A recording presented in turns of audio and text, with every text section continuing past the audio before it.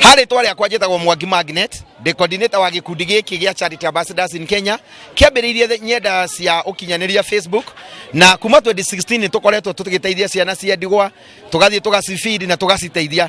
Mũthenya wa ũmũthĩ tũgũkĩte Rea Mathare, nĩgetha tũkorwo tũkĩnyitanĩra na ciana ici, gũcihe irio, na twana mena irathi, twamathondekera irathi ũguo, twamekithĩria repair, na twotoka twarĩanĩra nao. Ũndũ ũrĩa tũngĩenda kwĩra andũ twĩta Charity Ambassadors in Kenya, ihinda rĩrĩ rĩa COVID-19 kwĩna moritũ maingĩ. Niĩ in charge ya Rea Mathare Foundation. Rea Mathare Foundation nĩ thukuru ya vulnerable children. Ngoretwo ngĩmĩrani since 2012 up to now.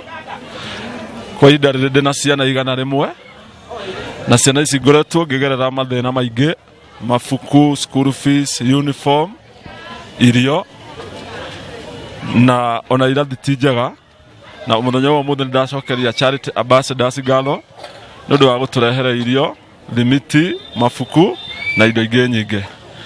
Na wewe hau ũranjigua no ngwĩhoe ũgĩkorwo wĩna ũteithio ũngĩhota gũtũteithia naguo no tũcokie ngatho.